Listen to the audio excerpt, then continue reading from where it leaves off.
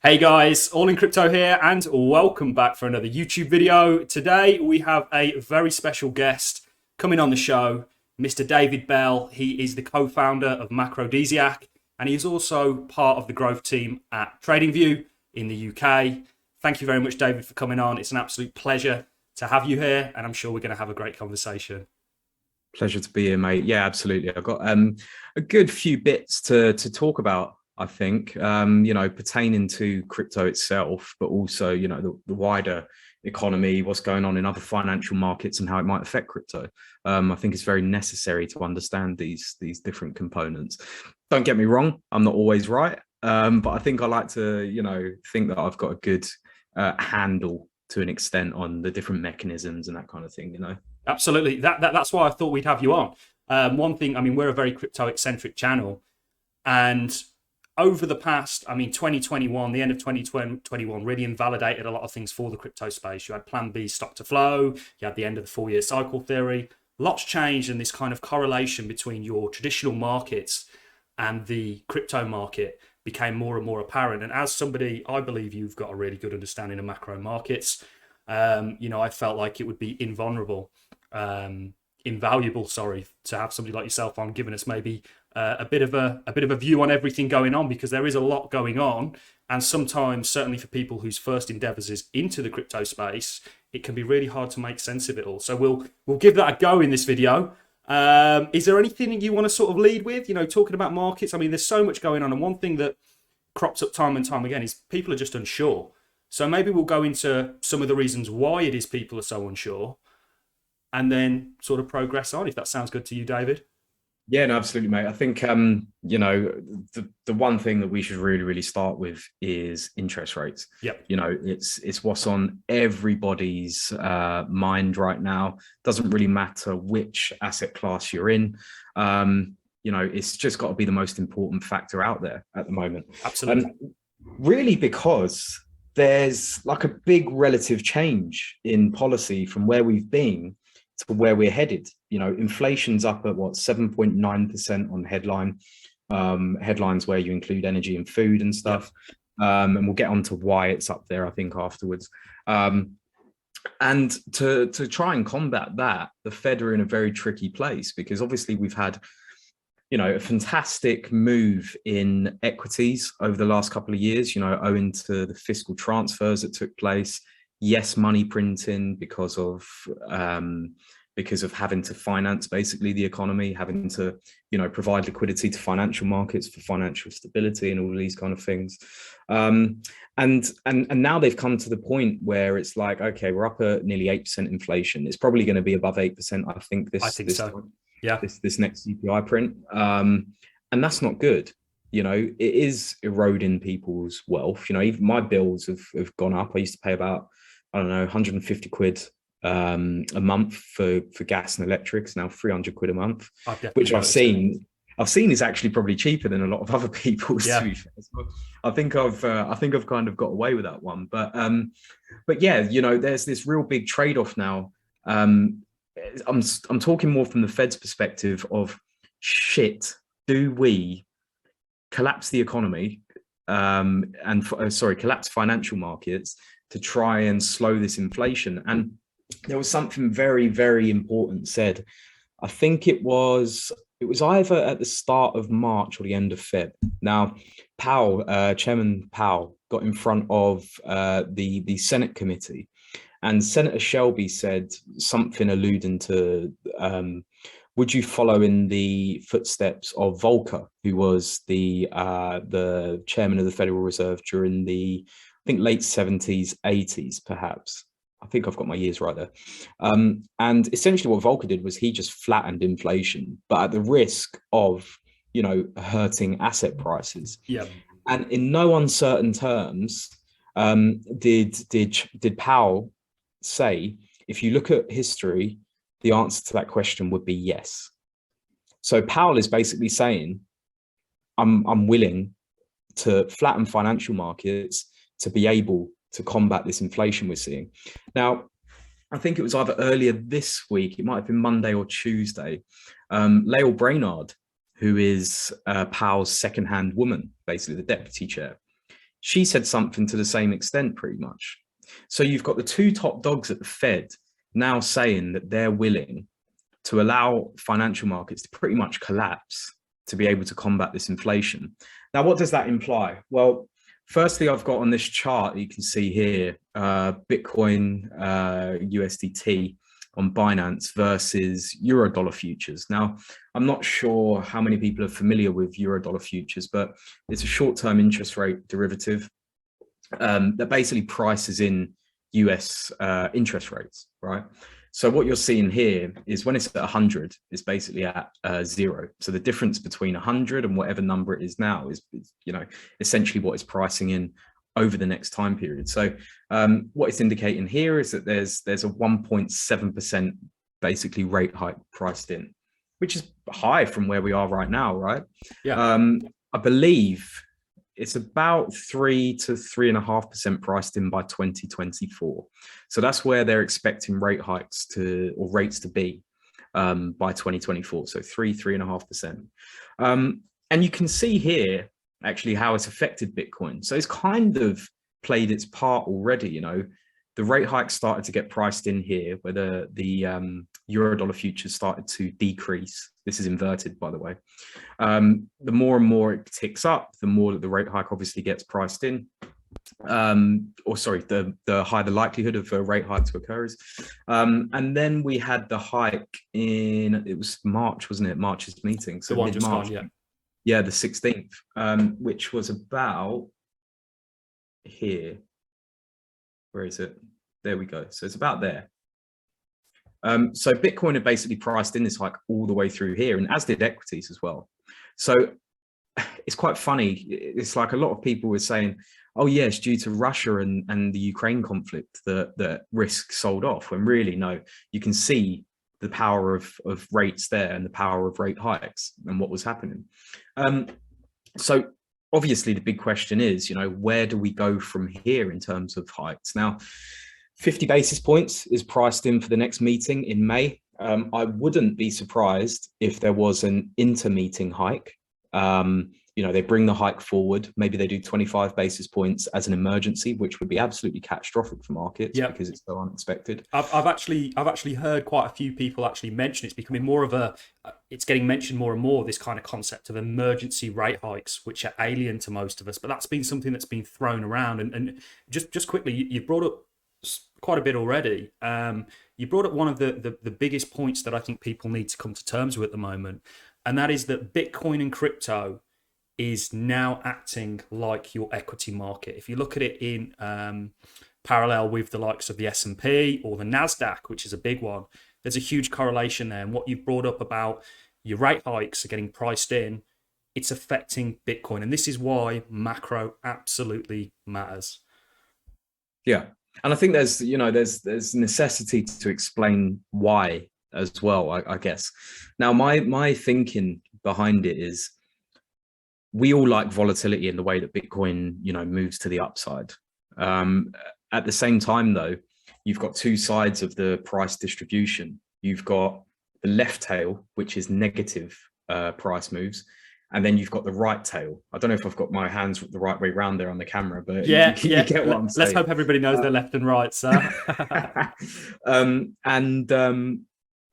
And basically with Bitcoin, it's got fat tails. So at each end of that price distribution, the moves up are going to be, you know, relatively rare, you know, when you get that real absolute killer of a move, but way more so than in other markets.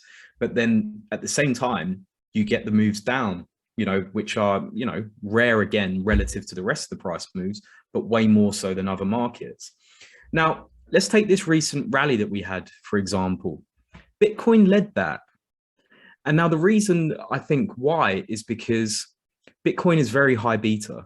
You know, it's more high beta than any other asset class out there, maybe apart from some really crappy penny stocks, which, you know, they've got no liquidity. There's no point really in being in them unless you're looking for a really cheap kind of, you know, I don't even know why you'd want to be in anyway. They're somewhat irrelevant. Yeah, exactly. So there's just, you know, it's kind of by the by, it doesn't really matter. But I think noting that point about Bitcoin being such a high beta asset class, or crypto in general, to be honest, is especially important when you're referring to pricing in of rate hikes, because that rally occurred just right after, and we were in the midst of it until like last week, I think. That rally occurred just after the Fed had hiked, but it occurred before equities started to rally. So because it's really, really sensitive to the risk environment, you get two different kinds of things happening. You get Bitcoin selling off probably before equities. Maybe there's some parity there, but the move would be more violent. But also it's very, very receptive to the pricing in of elements like this. And yeah, there's, things that happen in between, like whales buying a shitload and, being able to move the market. But generally, you could probably follow the rate cycle and do quite well out of, being long or short Bitcoin. If you're able to track those, if you're able to track those moves, because at the end of the day, we've had all of this institutional adoption. So you've got to kind of take yourself out and you've got to put your mind into the thoughts of a hedge fund manager who's going to be multi-asset. They're going to be involved in equities, private equity, commodities, FX, crypto, absolutely, because it's a valid part of a portfolio. They optimize their portfolio according to volatility and stuff like this. And you've got to say to yourself, okay, if we're expecting rate hikes, what do we expect an institutional investment manager to do with their highest beta positions? They're going to sell them off, right? And crypto is the highest beta asset class you can get. It's the first to go. Absolutely. Yeah. It's the first to go. Exactly. So, but it's also the first to be added back probably these days. And this is why I'm really excited about the next cycle, because what's going to happen is that the Fed is going to, have to lower rates again. There's absolutely no chance of them not, because otherwise financial markets aren't going to function. On that point, quickly, David, do you think that they're only upping rates to bring them back down? Do you think that's why they're doing it? Because it seems like, of course they're doing it to slow down the economy and tackle inflation and to take the sort of wind out of the sails of markets. But they kind of almost have to up them to really undo that at a later date, because that's kind of one of the only tools that they have at this point. Yeah. I mean, I've said many times, I think I even said it this week on Twitter, actually. Sorry, I was just making my screen bigger there. I even said it on Twitter this week that, one of my biggest reasons for the Fed having to be aggressive with this hiking cycle is to get away from the zero lower bound. So to get away from 0% rates, because if they don't do that quick enough and they're not aggressive enough with it, they're stuck in this limbo where they're hovering around like maybe 75 basis points, 100 basis points. But then, the problems with demand come in, they have to lower, they have to ease policy. What if a banking crisis happens? They just don't have enough space. And then what's below zero is negative rates. Yeah. And then you get into the situation of the ECB, where you get massive misallocation of capital. You get all of these different problems that are occurring in the Eurozone. I'm not a fan of the EU or the Eurozone at all, by the way. Me either. I think there's many problems. But in the US's case, that is catastrophic, less so for the Eurozone. And so I think, they need to get away from the zero lower bound, probably as their primary goal. Yet everything at the moment is kind of covered up by the inflation backdrop. But I think that inflation backdrop is giving them the ability to say, we need to go really aggressive here. Under the cover of darkness right now and using that. Exactly. Absolutely. And I think, again, they kind of have to up rates, or certainly be seen. The real question is, how far do they get with this before something breaks? I think that's a question. I'm sure we can move on to that a bit later on. But I mean, that's just what you're showing us right now. I mean, this is going to be alien to a lot of people who are into the crypto, and crypto's their first sort of investment endeavors.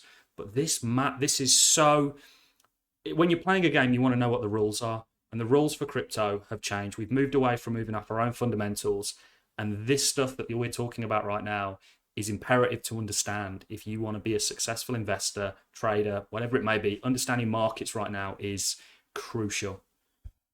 Yeah. I think one of the kind of mechanisms to have in your head as well is something called the I can say it maybe in these terms. It's called equity risk premium. So equity risk premium is generally kind of defined by the difference on the return of equities and the 10-year yield. So everything's benchmarked against the 10-year yield. If the 10-year yield is lower, then you're not going to park your money in it because you're not getting as much of a return. If it is where it is now, which I can show you where it is. So if I type in US 10Y into TradingView, we can take off Bitcoin for now. Let me go on to auto. So you can see that it's down at 2.68%, right? That's pretty high relative to history, you know, especially relative to recent history. This is inverted. That's why it's confusing me. Yeah. Sorry. There we go. I was like, why has it gone down? I know. I was thinking, hang on. Sorry. So yeah, it's the highest since 2019. We have just had curve inversion as well. So curve inversion is when shorter term interest rates are yielding higher than longer term interest rates. So the 10-year is basically, you know, the longer end of the curve.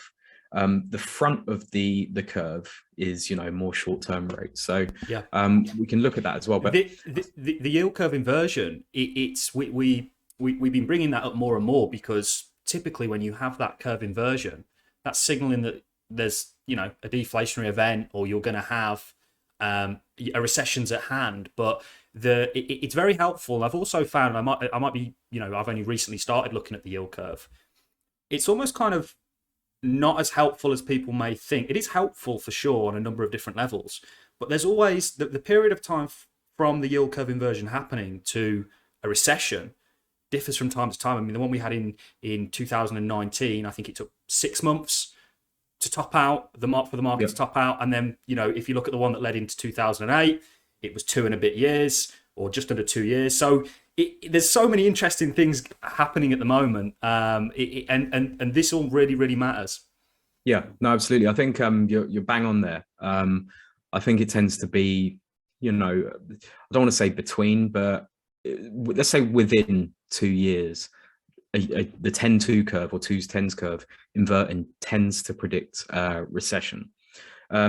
Excuse me. I think in this environment, though, which is quite different to other environments, is that the Fed is so aggressive on inflation, and those comments from Powell and Brainard are just insane, quite frankly. Yep. You know, we have had it really, really good over the last 2 years. You know, you could have just hit bid every single week, and you'd probably have made money over the last 2 years. You know, that's crazy. You know, you had Zoom trading, which we're on right now. We had Zoom trading at something like 133 times earnings. Yep. Like, that's insane, you know. Completely unsustainable.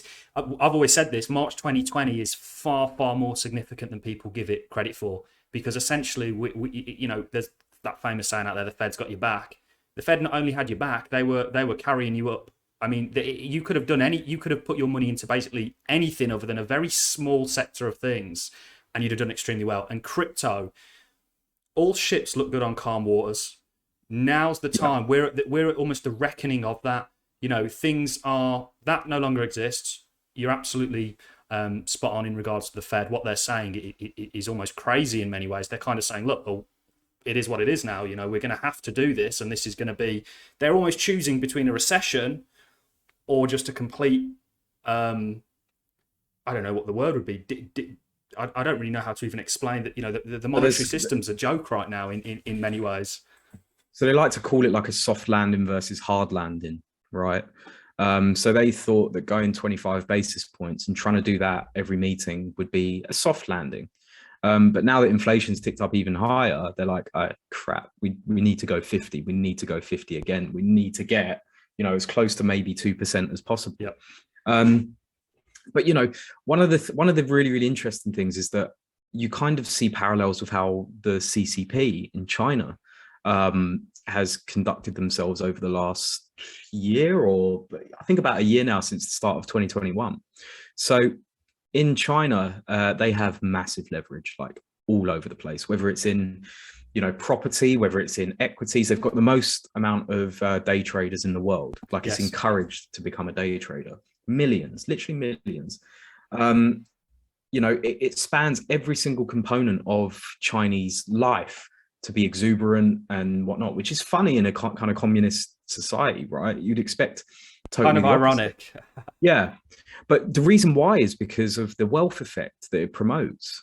You know, if people see that their property prices are going up constantly, you know, literally month on month, they're going to be happy to take out credit. They're going to be happy to spend. They're going to be happy to do all these things. But then these small fractures start occurring, and these small fractures end up turning into a big fracture. And then, you know, it kind of has fissures coming out of that as well, which turn into even greater fractures. So the CCP started to clamp down on a ton of different stuff at the start of last year. And this is why we're now seeing issues in the Chinese property market. Yep. But different to the US is that we all know the root cause of, you know, where all this exuberance has come from. It's come from low rates and QE and a lower risk-free rate, and the fiscal transfers from the government to people over the pandemic. So now we're just looking at a reversion of that via, you know, the monetary mechanism.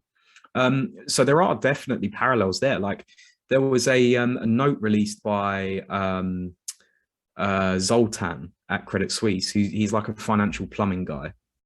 And he basically said last month that the Fed were trying to orchestrate asset prices lower to actually get people back to work, to stop that exuberance, and to, you know, basically get rid of people that had made easy money from financial markets, from their houses, from crypto even. Like, he was like, that's kind of what I think's happening. And judging from the China example, I don't think that's too far off the mark. I genuinely think that they do want to get rid of a lot of this leverage going on in the system, and to reduce that exuberance that we've seen. I mean, property, it's insane.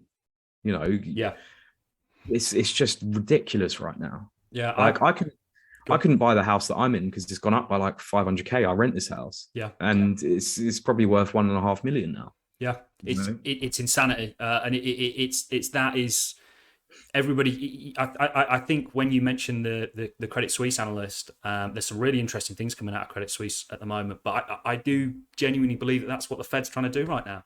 You know, it does seem like them upping interest rates is for that exact reason. They want to take the wind out of everybody's sails that they've, you know, essentially created over the past 2 years. They can't have, the unemployment rates. The FOMC is interesting in how it's kind of comprised together. And I think there's a whole story of that that's not being told in that data that they know about. And they're trying to, you know, kind of engineer things to... It's a very, very interesting world that we currently live in. Yeah. So on the unemployment point, I've got a few things to say about that, actually. I'm very big at looking at the labour force participation rate, because I think it gives a truer picture of what the environment is actually like. And if you look at the labour force participation rate versus what the Fed members and you know, politicians are saying, they're saying the labour market's really, really tight. But that's not because of a good labour market. That's because people have left the workforce. So they won't appear in the unemployment data. They will appear in a reduction in the labour force participation rate, which gives this false sense of, you know, a tight labour market, you know, good conditions. It's like, you know, it's just false. Is it 6 months they have to be out for, and then they no longer count towards that one statistic? It's something I was looking into that a little bit myself. It's you know, statistics are great for the people that are in charge of them, I think. Mm-hmm. One big risk to that as well, though, is, so there's been loads of people that have gone retired over these last 2 years because they're like, well, you know, I don't really have a job to go back to. I've made money on my house, all of this thing. So one risk that I see is we're in a midterm year in the US. So I don't actually know what midterms mean. I just know it's important.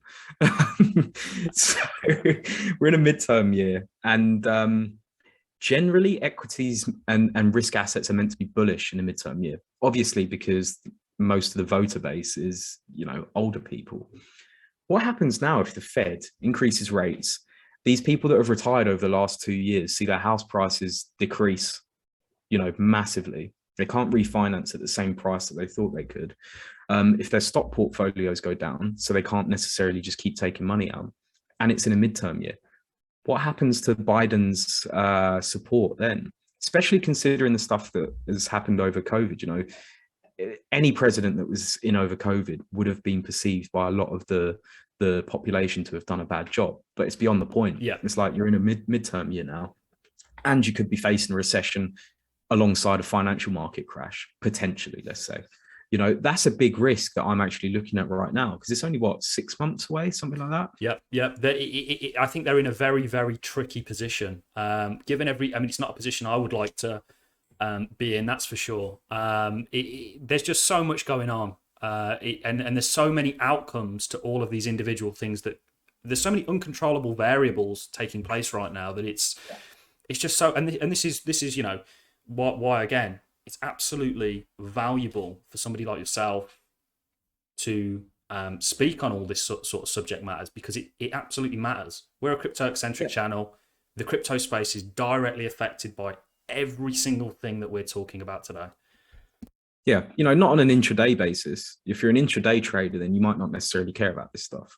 But if you're looking at stuff of, you know, in terms of your passive portfolio, if you want to, you know, obviously you should try and be long as possible, but also reduce some exposure, because you don't want to see big drawdowns if you've got, you know, your whole kind of position size in there, you know.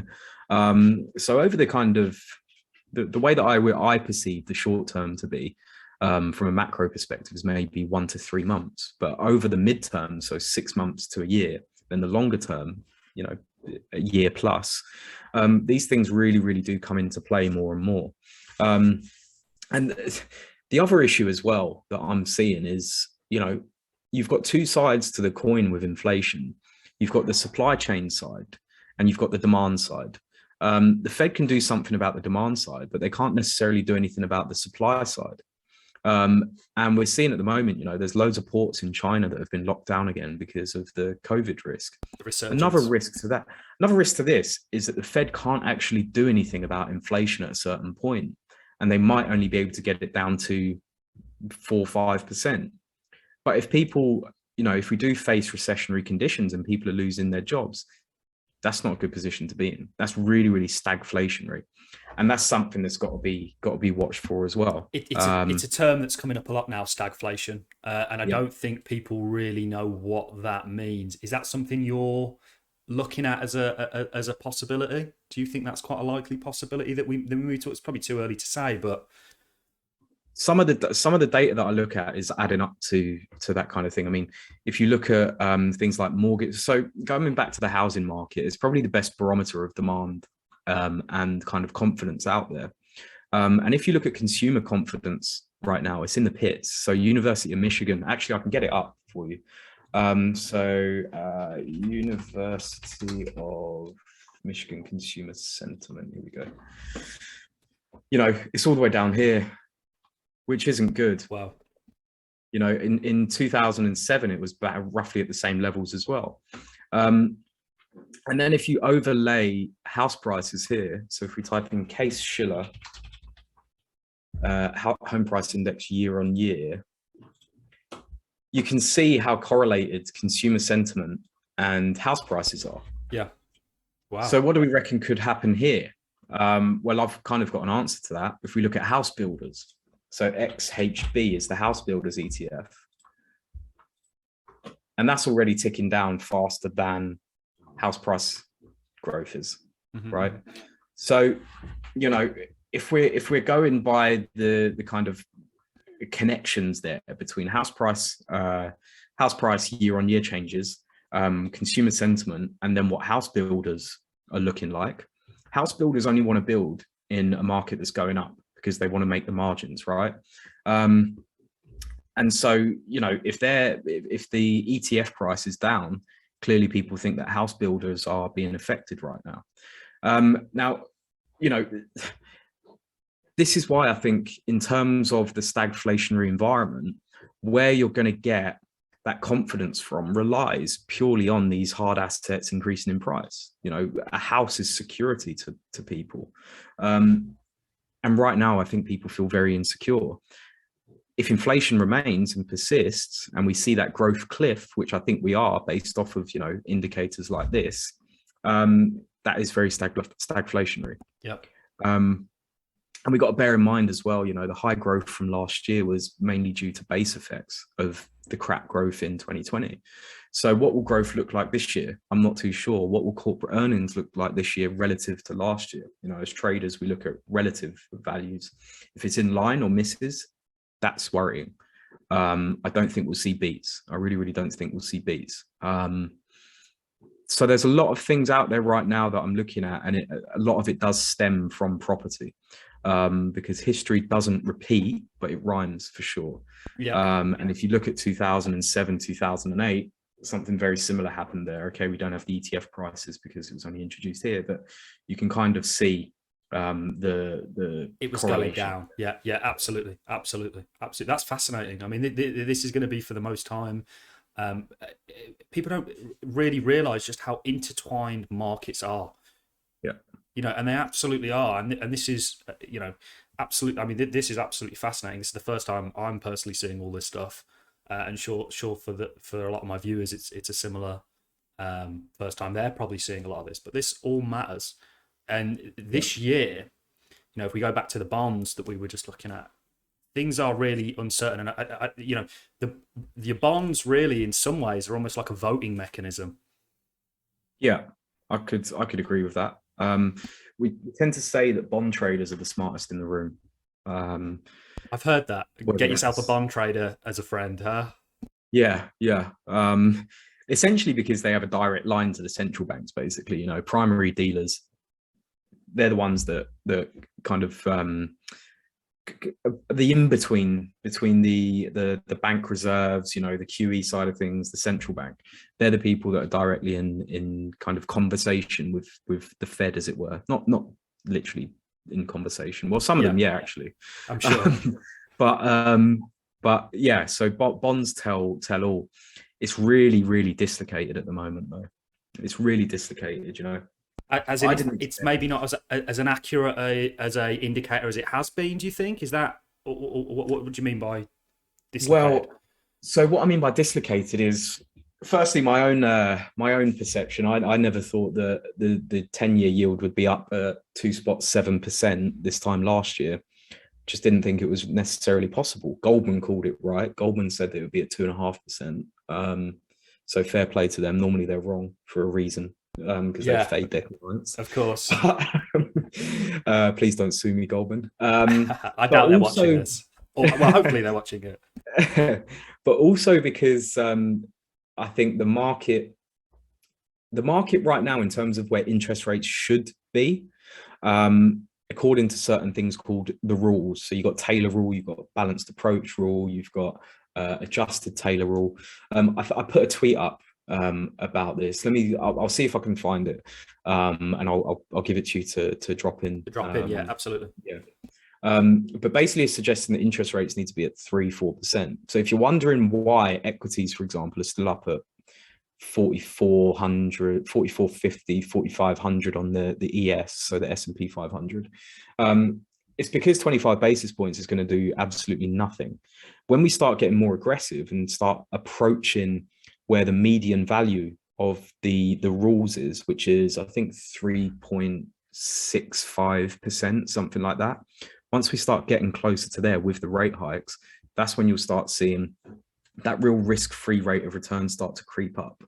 And that's where you'll start seeing the more volatile risk moves happen, which is really what everything is based on. It's all based on interest rates. So there's a really good memo from Howard Marks. Again, I'll give that to you so people can have a read, from July last year. And he says that it was where the bubble was, right? And obviously equities were higher than they are now. And he basically said that relative to interest rates, equities are actually fairly priced always.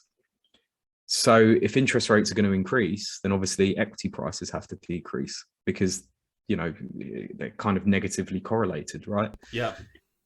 At the end of the day, that's all we have to watch for. As we start pricing in higher interest rates, I actually feel like bonds are going to turn bid again. So they're going to be bought, which means that the yield is going to decrease. I think a lot of this is down to pricing in higher rates. And if you look at it from a very long-term perspective, so we can add a linear regression here as well. Not that one, this one.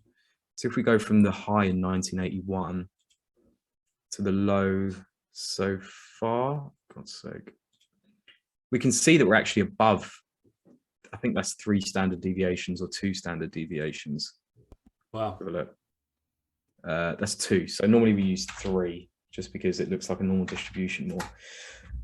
I personally think that now we could see 3% on the US 10-year. Wow. Before we start seeing a bit of a reversion, which is big. It's massive. It's way more than I thought. Remember I said that I wasn't always right at the start of the pod. Yeah. So that's kind of where I think things could go, which again would be a blowout in terms of what people expect to. It is concerning. That's the kind of dislocation I mean. We haven't seen anything like that in terms of the trend being broken in 40 odd years. A lot of metrics right now, I think, are getting thrown out the window. I think, yeah, it makes a lot of sense when you say dislocation. Yeah. What the kind of norm, even in time periods like what we're in, are even being pushed to the extreme. It's a very interesting time to be alive. I've always said if you want to take any kind of a smile out of that, it's certainly interesting, if nothing else. Yeah, no, for sure. And I think one of the other comparables that we can make here is that during this period, we were just coming out of a really, really high inflation environment. And look where yields were then relative to trend. They were right at the top of the trend. So we're seeing something similar happen here now that inflation is, back up at extremely high levels. Wow. Yeah. So with interest rates, do you think the market, so what would you say the market's factoring in right now? Maybe what, has kind of been outlined by the Fed. I mean, the US is really what everybody pays attention to because really everybody else kind of almost falls in line to some degree. Do you think that interest rates have been fairly priced in, or with what's been set out without any kind of emergency rate hikes or anything else?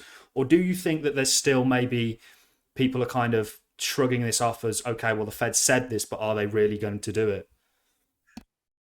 That is the biggest risk, that Absolutely. People are being complacent, that people are really, really complacent. Now, one thing I would say is that we've currently got interest rates at still ultra low levels. And people are like, but they've hiked. Why isn't the S&P 500 like down here? Because conditions are still so loose. We still haven't had that higher interest rate environment yet. And people I feel like people have turned it's priced into a bit of a meme, because what actually happens when interest rates get much higher is that then directly affects companies' balance sheets. It directly affects the consumer in terms of maybe mortgage rates. We see mortgage rates creep up. I can throw that up after. Yeah.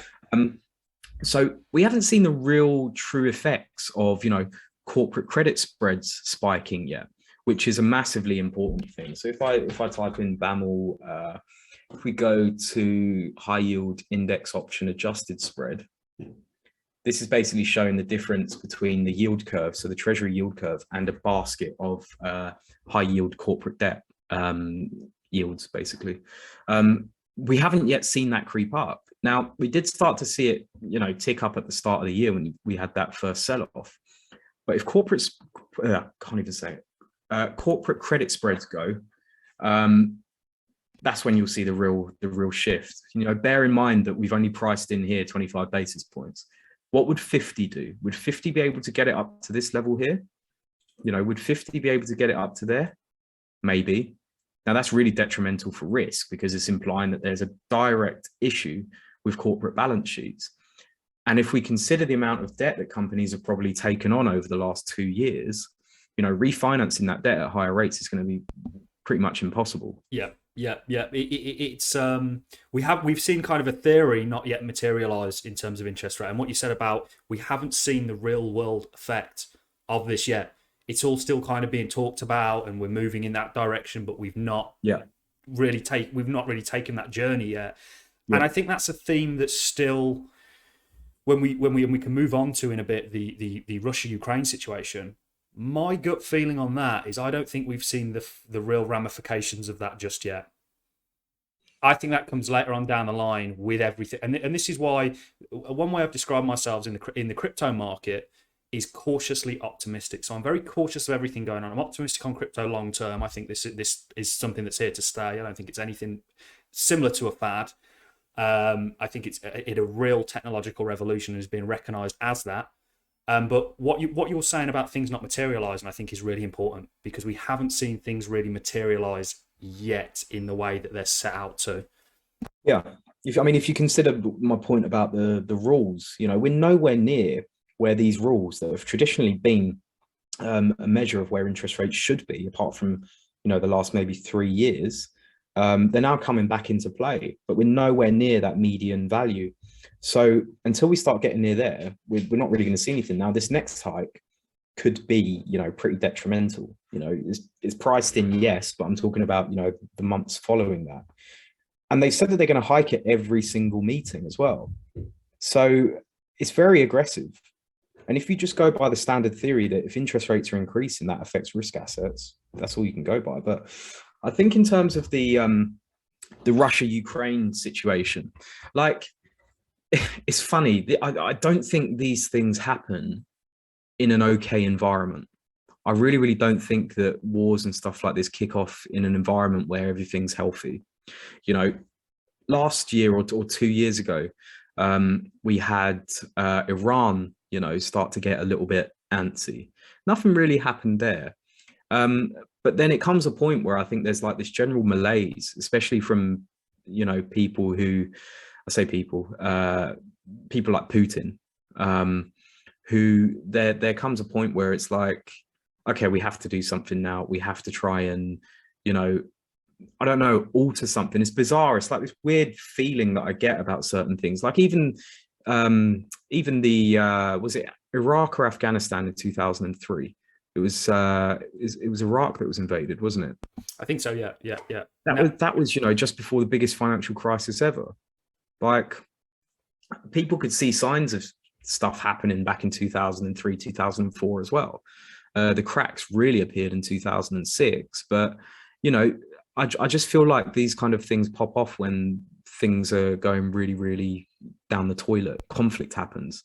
Yeah. Do you think that's a coincidence, or do you think? I mean, I'm sure we, you know, I don't want to start putting a tinfoil hat on or anything. Do you think that's? Do you think it's just the fact that the environment, this kind of uncertain environment, is the breeding ground for conflict? Or do you think that it, you know, somebody somewhere may be using it as maybe an excuse for why things go down the toilet? Or what's your thoughts on that? I don't think it's any kind of sort of cognitive intent. I think it is just the general environment. It kind of sparks certain things off. You know, I think perhaps thoughts about Ukraine becoming more closely integrated with Europe, and then as a byproduct of that, NATO, you know, that sparks things off, because it's come after a period of COVID. It's come after a period of crap. You know, Ukraine might want to. I don't know the full story there in terms of you know, what's actually happened, if they want to join Ukraine, NATO or whatever. But it just seems to me that over these periods when things have gone bad or about to go bad, that there does become almost like an anxiety, and then things spark off in leaders' heads.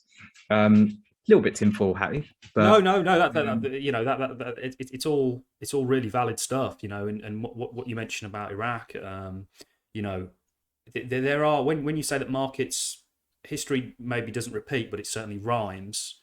That's one of the why somebody like yourself is so valuable, because you've gone through the timeline and you've seen where certain things have kicked off before, and you can relate that to present day, and it's all really, really helpful stuff. And that's a really interesting point that, you know, I've not really thought of before. So yeah, no, that you know, extremely interesting. So what are you looking at? What are you looking at now? What are you looking at moving forwards? Are all eyes on the Federal Reserve and what they're going to do, or are all eyes elsewhere? Or are you? I mean, you've mentioned a kind of basket things that you're looking at the moment. What would be something that you're really paying attention to right now? I'm still paying a lot of attention. So I wrote an article in March 2021 outlining why the Chinese property sector was doomed, specifically looking at Evergrande's balance sheet. Yeah. And this is before everything popped off, basically. I can link that as well. I've got to remember these things I've got to link to. Was this on your website that you had wrote the article? We'll leave a link. There'll be a link to David's website in the description for anybody that wants to go and sort of check him out a little bit more at Macrodesiac. Yeah. And so I think the Chinese property sector is certainly one that I'm paying a lot of attention to. because a lot of the Chinese developers have gone abroad to also, I guess, diversify their portfolios. And it's kind of more anecdotal at this point, but there's a place in London called Nine Elms. It's a Vauxhall, and it's just been redeveloped like massively. And it's been redeveloped by a firm called Guangzhou R&F, which is a massive, massive developer. They've just been downgraded today to distressed. So they're now a distressed firm. Yeah. And I think there's like a 40 or 45% occupancy rate of the whole development. And it was built alongside another Chinese developer called CC Land. So you can imagine there, all of the UK subcontractors, and by the way, there's been a non-payment of £90 million to the subcontractors. This is from someone that actually worked on the site as a site manager. And I'm just wondering how many of these cases there are all across the world. And again, remember, it links back to property. I really, really think property is at the heart of everything because of the amount of debt involved in property markets via mortgages, commercial debt, that kind of thing. What do people borrow against? Absolutely, yeah. Yeah. And if things go tits up in that realm, they're in Toronto, they're in, I'm not sure about America, but massively in Toronto. There was a site called either Kingfisher or Bluefish, something like that, $750 million site, like ridiculous. So I'm wondering how many of these cases around the world. And basically the kind of mechanism that I'm viewing in my head is these subcontractors that are linked, is there kind of exported failure in this way, where they've chucked money at these developers, the developers have gone abroad, subcontractors are then expecting to be paid, but then they don't get paid because firms turn to distressed, for example. What effect does that then have on the domestic economy in each of these countries? And how much could that potentially spread or become a bit contagious?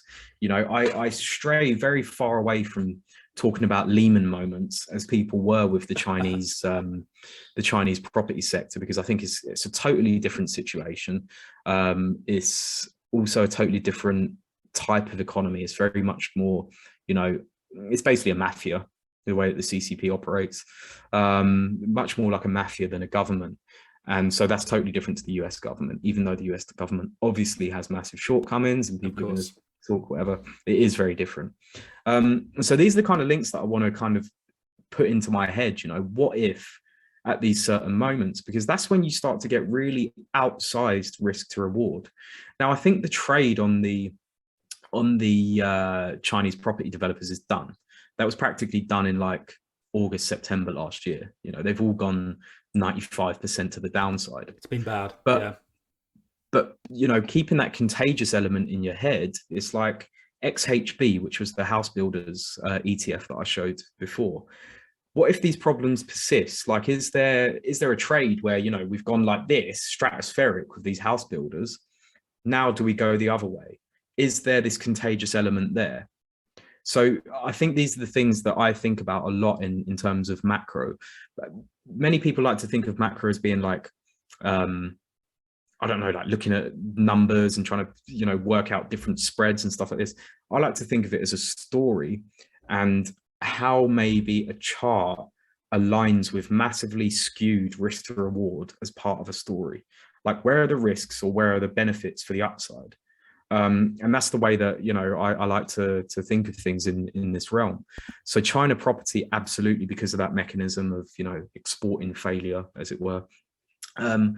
Also, I think, I'm short the DAX at the moment, so the German stock index, because I think the proximity to the conflict is big. I think Europe's going to have some issues, especially the fallout of this conflict with how Germany's behaved. Things don't look great in Germany. I mean, are they still on zero interest rates with 11% inflation? Yeah, so obviously they've got the same rates as the whole of the Eurozone. Yeah, so I think the last time they were at 11% inflation, if I'm getting this right, the interest rates was it about 8%? Probably something like that. And now they're at zero. I mean, how? Well, the ECB's got an interest rate of it's negative 2%, I believe. So that's what Germany has, and the amount of the amount of debt, I guess, that the whole of the block has kind of accumulated is just insane as well, with no real way of getting out of it apart from printing more, which is fine if everyone else is doing it. But if everyone else stops, then you're in a bit of a shit show. Absolutely, everything. I mean, it's fascinating what you were saying about the way you're looking at the Chinese property market. I can't tell, and it's why I was so eager to have you on the show, because I can't tell you how many people I listen to that are just talking heads. They just regurgitate the general information out there and call that macroeconomics. I think there's a lot of critical thinking that has to come in, and theory that you have to develop yourself, that's absolutely fascinating what you were saying about the Chinese property market. And one thing, when we had the whole Evergrande thing, one thing that really shocked me was just how you had the likes of BlackRock that lost out on that. You know, there was the world seems a lot more globally dominoed to one another, but at the same time, we're almost noticing an unwinding of that globalization. There's been lots of talk about, so it seems like there's so many ticking time bombs everywhere, that there's going to have to be some sort of a reckoning somewhere. And you've got the bond yield that's signaled that. You've got all the uncertainty that we've just spoken about. Good news, I suppose, with all this is there is going to be opportunity. I know it's not nice talking potentially about, everybody gets maybe a little bit offended when you say in regards to such horrific situations that there's opportunity to be had, but there is definitely opportunity here. And I think it's definitely worth following somebody like yourself, who is a critical thinker on markets, to maybe understand where some of that may be. Yeah. I mean, you know, I do try my best to have sort of a nice framework in my head, which is actually try and go for home runs as much as possible. You know, don't sweat the smaller losses, because sometimes you just look for that 1-2 trades a year that can make up like 90% of your P&L basically. And you know, people talk about intraday trading and like, oh yeah, set your stop loss, set your take profit, and just make 1% a day. It's like, no, it's not how things work. Like, if a lot of people worked on a trading floor at one point in their lives, and they saw how much people truly go for it, and how much some of the macro guys just go for it like really rarely, but go for it like full steam. They're not there sitting every day like having a punt, like a prop trader at a prop house or anything like that. You know, there's a guy I think who just started a fund a couple of years ago, and in March he's already up like, I think it was like 148%. Because he got the rates right, he got commodities right, but he was betting on this for a fair while, you know. And his original assets under management was like 1.2 billion. He made 2.7 over that period, so like something ridiculous like that. Wow. So for a fund, I mean, that's significant, you know. Yeah, you know, it's a relatively small fund, but the return is just insane. He might not have been able to do that if his fund size was bigger, but you know, I think some of the mantras that I hear out there about trading, and you know, it's rubbish, it's garbage. It's just complete I mean, it's like, you know, everybody's seen The Wolf of Wall Street. Yeah. What people don't realize is they're brokers. Yeah, they're not traders necessarily. They're not. When you look at your fund managers, they're extremely disciplined individuals. That it's like Warren Buffett is like, lots of people look at him as a very boring investor, but he's got it absolutely spot on. And he gave this, I don't know if you've seen the documentary Becoming Buffett. I have actually. He gave this kind of how he positions his trades, and he used the analogy of somebody, a baseball, I don't watch baseball in the UK. I mean, what is baseball in the UK, you know? Crap cricket. Absolutely, that's it. And basically he used the analogy that what he'd do is he was following one of his favorite baseball players, that whenever he was to sort of hit a ball, he wouldn't hit every ball that was thrown at him. He would hit the ones that he knew where the sweet spot was to hit. So he might hit maybe 2 shots out of 30. And whilst the whole crowd was screaming, you know, do it, you know, you're going to have to swing, he wouldn't do it because he knew what was going to make money or what wasn't. And you're absolutely right. There's a huge disconnect between what actual trading and investing is and what the bravado of it is at the moment. And certainly with crypto, when we look at the past 2 years have been bliss. And when you talk about some of, like I was a huge, and I have no shame in admitting this, I was steering people away from Dogecoin before it was even a thing. I mean, that was the biggest trade it was one of the it outperformed pretty much everything. And it's just, there's a huge disconnect at the moment. And I think back to everything that we're saying, there's almost a leveling off of that potentially coming, but still opportunity. So the massive problem with things like Dogecoin and all of the meme coins and even meme stocks is that people think they can replicate that all the time. And so they might have a massive win on one of these meme coins, and they might have a couple of massive wins, which I think a lot of people do. But then the conditions and context of the market changes. They think that they can, have the same kind of trade on a new one that's cropped up that like has similar attributes or whatever. And they go absolutely shafted, and then they try and chase their loss, and then they end up with nothing left. Understanding the context of the market, and specifically in crypto, understanding, I don't know, how the sentiment has changed from one month to the next, or trying to spot how the context changes, which is kind of where a lot of the macro stuff comes in, is really, really important. It's definitely where we're at the moment. And moving on to crypto, if you've got the time, do you want to give us some of your thoughts on crypto? How do you?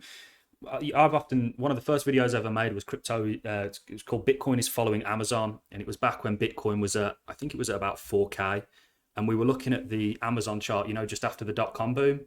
Yeah. And we were putting it next to the Bitcoin chart. Mm-hmm. And it was so similar what was going on. And it's I'm when I say I'm cautiously optimistic, I'm so optimistic on the crypto space. It is unbelievable, because I really do think that it's very similar to the internet, blockchain being the technology, the internet being the technology, and your cryptos that have come out of it are like your sort of Amazons and whatnot. And I still don't think we've seen anything for it. The .com boom, I believe, and you may be able to correct me if I'm wrong here, at its peak got to, I think, $5.5 trillion back in 1999, I think was the top of or it might have been 2000 was the top of the .com boom. Crypto only got to 3 trillion today. 5.5 trillion back then. Compared to today, it's like we live in a world where money just is starting to not make a lot of sense. It's almost becoming monopoly. So on that note, what are some of your thoughts on the crypto space? So I see crypto as if you're long Bitcoin, then you're short volatility. So if you're long Bitcoin, you're short the VIX, which has been a fantastic trade over the last 10 years. So if you don't know what the VIX is, it's basically the volatility of the S&P 500. So if you're long Bitcoin, you're essentially collecting premium by selling the VIX, just in much larger size, and probably a lot easier, actually. And that's the way that I see it. I see it in terms of kind of volatility profiles across different asset classes. There's a place for all asset classes in a portfolio. Maybe not FX, but FX is a different beast, because it's one of those things where it really is used for transactions. It's not necessarily meant to be traded apart from some price discovery. It's a hard beast to tame. Is it about $8 trillion slosh back and forth on the FX market? I suppose that differs day to day, but it's the biggest market. It's the king of markets. Yeah, it's about $7 trillion per day. That's kind of a notional figure, because certain things get replicated between liquidity providers and whatnot. So it's probably closer to 4.5, 5, but we'll go with 7 just to be impactful. But yeah, that's the way that I see crypto. Is, it's a short volatility trade, much like being long the S&P 500 is a short volatility trade. Some people say Bitcoin will go to zero and all this. It's absolutely not. It's not going anywhere. It's only going to get bigger. However, I think that there's very low barriers to entry in crypto in terms of, creating a token. If I was smart enough, I'd be able to create a token and, list it and do whatever, do all the tokenomics, that kind of thing. So what's interesting is that there's something called Schumpeterian creative destruction. So we saw with the ICO craze from 2014 to 2017, maybe, that things were just going absolutely mental. Like, you'd release a token, it would fly. Same as when all the Uniswap stuff came out, in HoneySwap, SushiSwap, whatever. Releasing a token in 2020, 2021, it would just fly. That DeFi boom sort of thing. Yeah, people didn't have to do anything. But now we're seeing those coins hovering below, you know, a cent or whatever. You know, so many of them were trading at 40, $50. Now they're just gone nowhere. But the interesting thing is that there's still those coins that haven't necessarily dipped that far. You know, your Solanas, your what other ones? I guess Serum as well, both connected, aren't they? You've got these ones recently, Near token, is it? You know, you probably know a lot more of the. You've got certain cryptos that actually have things going on with them, and the ones that you're the ICO sort of thing, similar to everybody just sticking .com at the end of their name and Exactly. IPOing, not ICOing. Yeah, and you're absolutely right. You do have certain things. Solana's done very well because they have things going on with them. Near, you've got Ethereum, you've got ADA, you've got a list of them, including Bitcoin, that aren't going anywhere and are actually going to do something. Exactly. So you can kind of combine two different theories or principles. So you can combine Schumpeterian creative destruction, whereby downturns actually, you know, allow for building because crap gets replaced. Then you can combine the Pareto principle, where 80% of output is done by 20% of the inputs. So that basically means that, you know, 80% of the good coins, 80% of the good stuff in crypto is done by 20% of the coins, or maybe even less, you know, 10% done by 90, 90 done by 10, sorry. So that's the kind of way that I see it, is that these clear outs are actually very, very beneficial for crypto, because it is a high, you know, a low barrier asset class in terms of getting involved with it.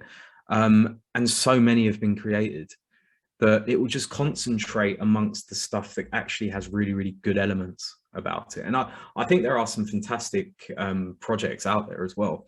One that I'm personally involved in is Utrust.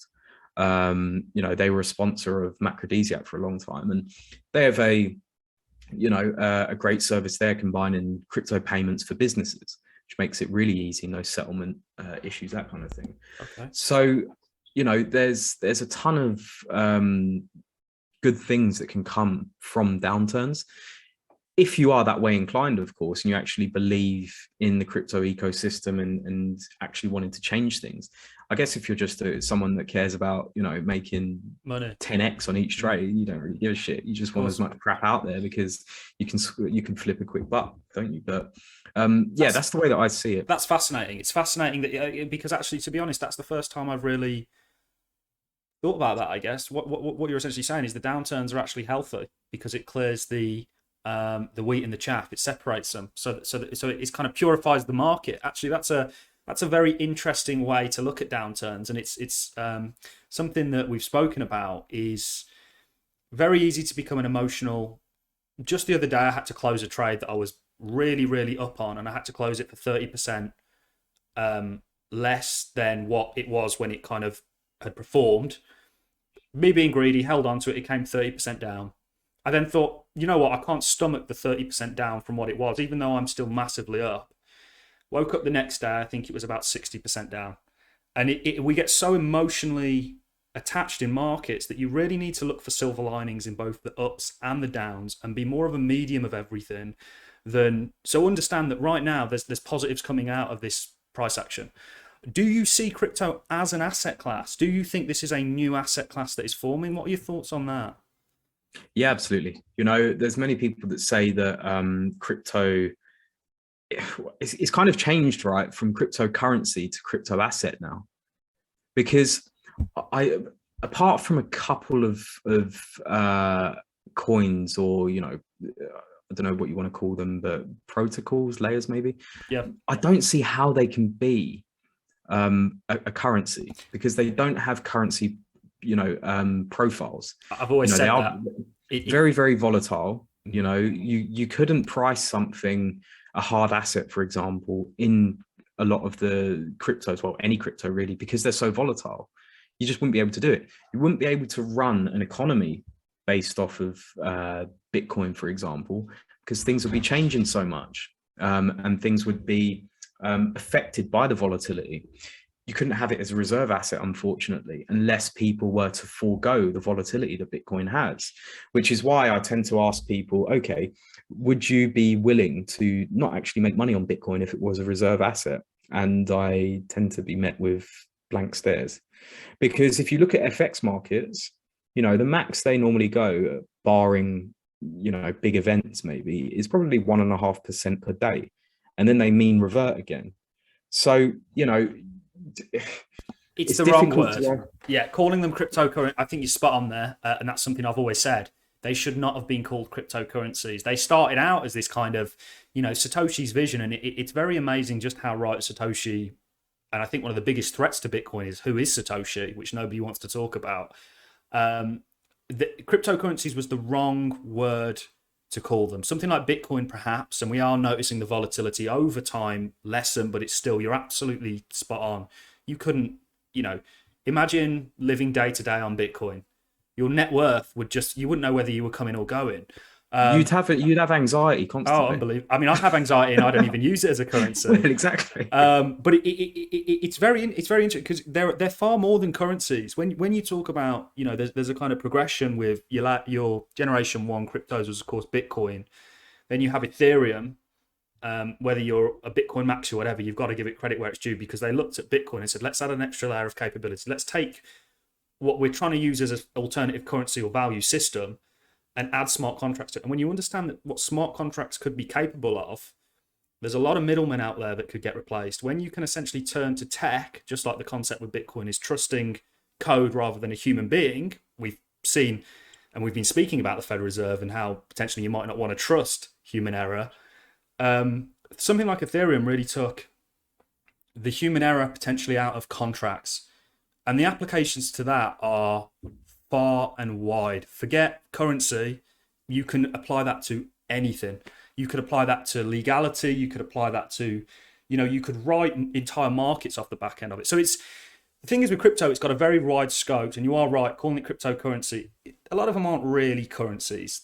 They're just like protocols or layers to build upon. They're almost like operating systems is how I like to look at many of them. But you think this is here to stay? And do you think it's an industry that's going to grow? Oh, absolutely. You know, there's no doubt about it. It's one of those things where once you've got that kind of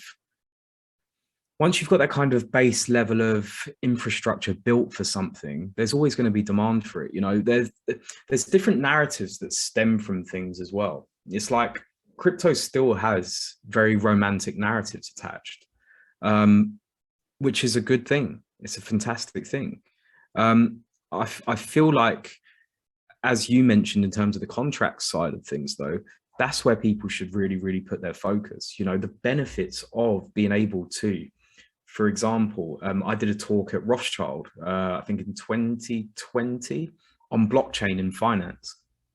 And I was saying that there's so many different systems that we use when I was broking, you know, from compliance to looking at clients' accounts and all of this stuff, when really you could make it immutable just by running it all on the blockchain. You know, you could share information between different floors, whether it's front, middle, back office, so easily. Like, that was the example that I used. And I feel like that's where the focus should be. That's a great example. In shipping, you know, you can look at origin. So let's say, for example, you've got the Russia conflict now. Okay. There's loads of people that don't want to buy Russian oil. How do you know where that oil's come from at the moment without being able to say, okay, XYZ oil is from outside of Russia, and you could have that all on a blockchain? You know, people would pay for that. Governments would pay for that to prevent any backlash, any blowback from, you know, getting sanction infringements or anything like that. That's where I think things should go in terms of helping supranational governments, where the massive contracts are, you know, to really bridge that gap. You know, if you're able to access the public sector first, and then obviously the finance sector with things that actually help them, because I can tell you, all the systems in finance are fucking dog shit. Excuse my French. I know. It's also the same in healthcare in a lot of cases. Yeah. All these kind of. The speech that I did was to surgeons at Rothschild. It was two surgeons, but I was just referring to my experience of finance. And basically it came down to being that you would be able to share a patient's data wherever you are in the world instantly, without having to worry about your whichever system or program you were looking at that and it client's would be accurate. data. Yeah, exactly. And you could change stuff if you had the right permissions. You know, whatever. It's like now everything's so disaggregated that aggregation is what they should be going for to make things run more orderly. And the best way to do that is via the blockchain, in my view. Absolutely, and that I mean the applications for blockchain are far and wide. The huge ones, the energy sector, we're seeing everybody trying to move to be sort of, you know, carbon neutral and everything like that. That's real. Yeah. There's just so much that you can do with it. I mean, Bitcoin really. There's a whole store of value argument, which is debatable, I think, on a number of different levels. But it's the real exciting thing for me is when you look at, we already know blockchain is the fastest adopted technology today. So if you look at it against the internet in terms of how long it's been about, it's outperforming it. And if you look at the amount of people that own cryptocurrency, yes, that figure has crept up. But if you look at the amount of people that use crypto on a day-to-day basis, it's virtually non-existent in terms of the world population. I think there's a market there, and that's why I'm cautiously optimistic on crypto right now. I think long-term things are going to be absolutely fine. But given some of the things that we've just spoken about, it doesn't spell to me for a very calm period with everything going on. And you know, sort of back to what we were talking about, interest rates, I think, are the real thing to watch, and what goes on with those and how that, because markets are clearly pricing them in. And if you look at Bitcoin's most recent sell-off from the sort of 69K, to me, that looked like a structured exit rather than a May capitulation event. I'd agree with that. I mean, I just probably institutional. When I brought that Bitcoin chart up just then, I was like, oh crap, I just deleted it. One sec, let me just get it back up. So we had this, like that's weird. Yeah, that move was weird. In what sense? You think that might have been what do you think might have driven, if you were to speculate, what do you think might have driven that move? Do you think that was not retail extorting the market, because that rarely happens, if ever? Do you think that was institutions sort of extorting the market there and playing a little bit of trickery, or what do you think? Honestly, couldn't tell you. But I always just found that weird, because we had this really big period of just like downside, basically really fast downside from about 60K, didn't we? Yeah. And then a really quick period to the upside, and it just didn't make sense in my head. I think it might have just been like a blow off. But the key area for me on the Bitcoin chart is just here, is right here, you know, the 30K level. And then there is a level down here as well at 19K, but you know, that's where I'd be probably max long down there. Do you envision, brilliant point that we've moved on to, and if you press for time, David, just say. That's wrong. You know, brilliant point to move on to. You talked about the 30K range, and you've talked about the 19K range.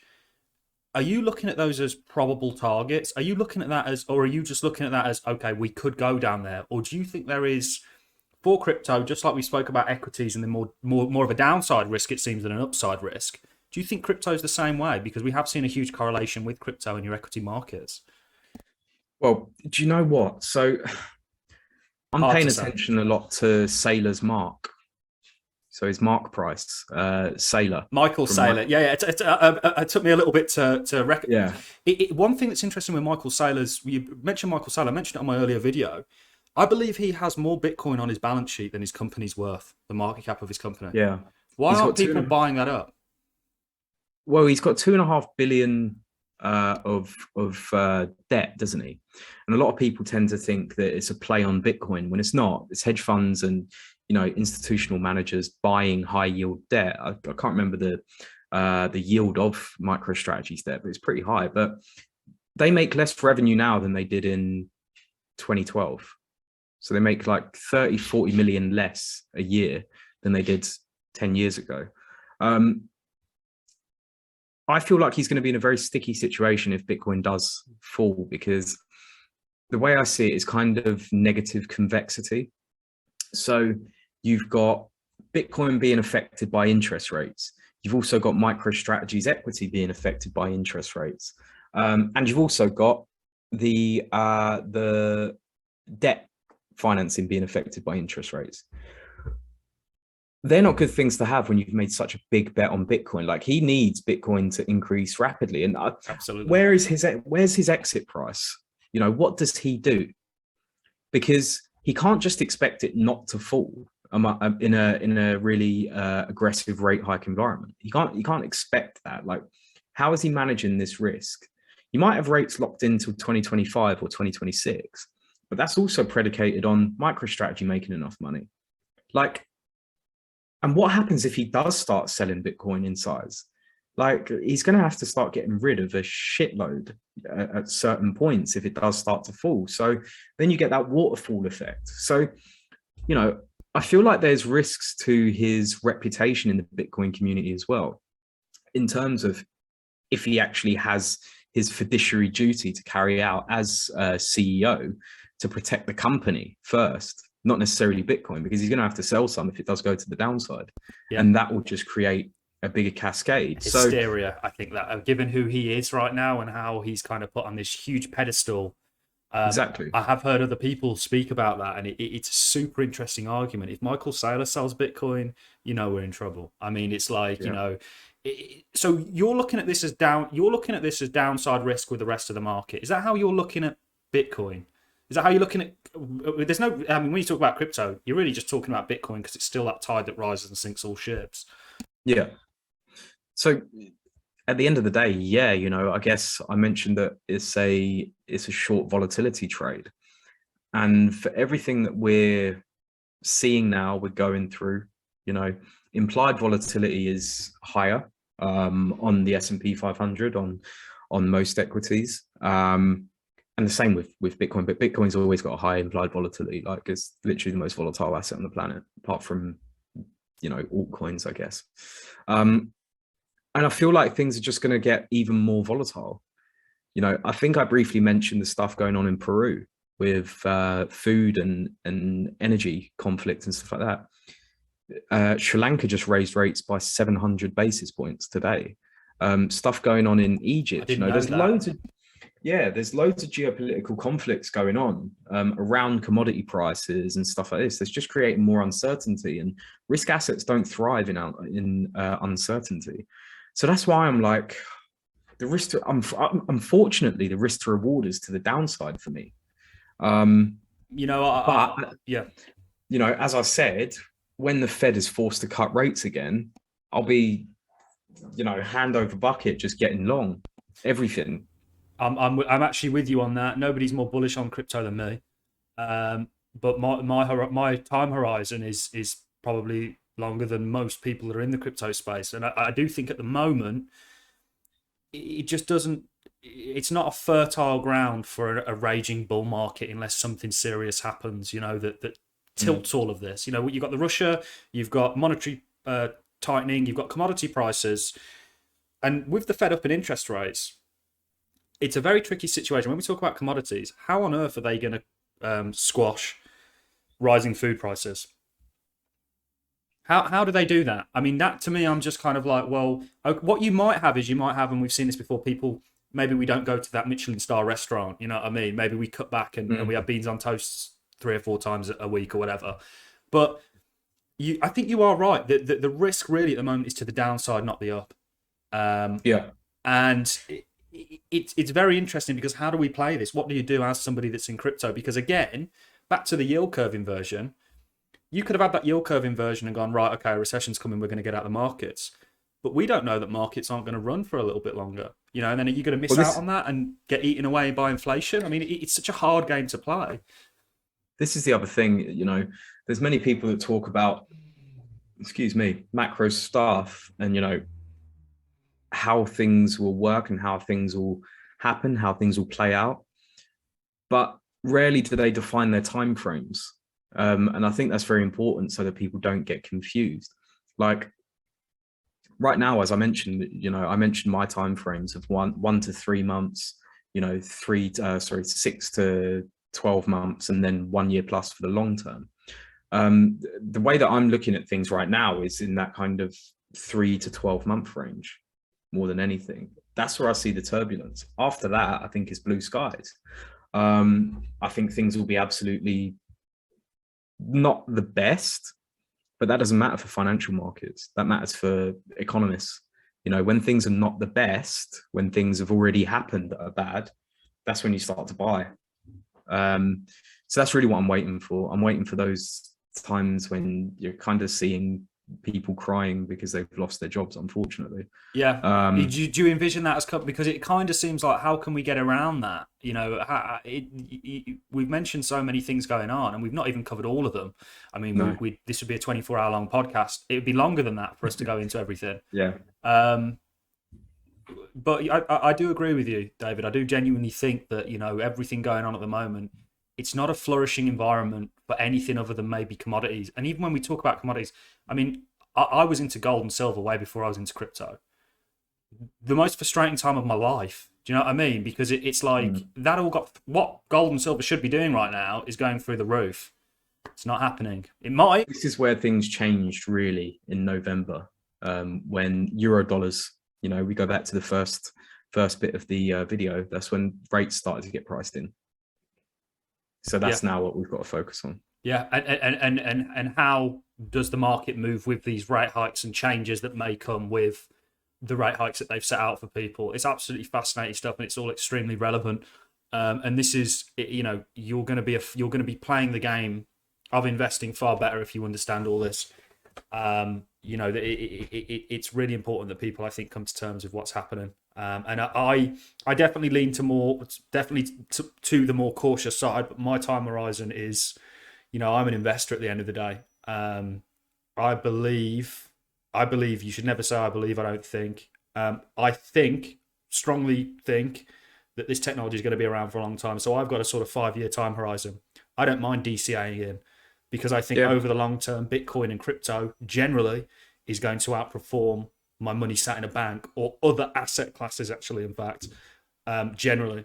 So for me, it doesn't matter. But I think when we're talking about the top time frames, this year does seem very much uncertain, and really, like, people need to take stock of everything and come up with a plan around that. But there's also danger in staying neutral, I think, in terms of not doing anything. Mm-hmm. No, I totally agree. So it's interesting. You know, if you're just sitting there kind of twiddling your thumbs, then, you know, I think it's more relevant for those looking at, you know, playing leverage to the upside more than anything. If you've got a longer time period, you can do, as you say, you know, just dollar cost average, maybe take, I don't know, 25% of your gains up here off or whatever, and then throw it back in at lower prices, that kind of thing. If you're nice and passive, just buying spot or whatever. Same as how I'd work the SPY. You know, that's the S&P 500 ETF. Really, really cheap to buy into, really cheap to hold. It's got like an expense ratio of 0.1 or something like that, like dirt cheap. You know, I took 25% off in, I think it was like November, December. I can't even remember now. And I've still got it. You know, I think we're going lower there, but I'll just go and buy some more because there is no alternative, really. It's that kind of Tina. But do we ever get to a point where they're you know, these, because the monetary, and it's something I've spoke to a number of people about, we're running really a debt-based system. Does that ever change? Do things, I suppose we're getting into the realms of huge speculation and trying to figure out how the future looks, which is easier said than done. But yeah, no, I mean, it's a very uncertain time, and I think you are right. DCAing, if you believe something over the long term is going to do well, why wouldn't you allocate capital to it? I don't believe in being a passive investor. I think you have to be, if you're going to be a bear, be a grizzly one. You know, you've got to. And if you're wrong, there's this huge culture at the moment where people can't be wrong. We're wrong all the time, but it's how you deal with those being wrong that really makes all the difference, I find. That's David, just be wrong small. Absolutely. It's been super useful having you on the show. Hopefully we can get you back on again. Do you want to let people know where they can find you? Yeah, so on Twitter, my Twitter is @DavidBelle_. That's BELLE. And then I run Macrodesiac.com as well. I'll pop the links over so that we can have them up. All the links to David and his content, his website, his channel. He also has a YouTube channel that's well worth subscribing to, because you'll get frequent macro sort of updates on everything. And it really is, you know, in terms of people that know what they're on about in a macro sense, David really is the man. So that is really all we have for you today, guys. David, thank you very much for coming on. It's been an absolute pleasure. And hopefully we can have you on again. Absolutely. Thanks a lot, David.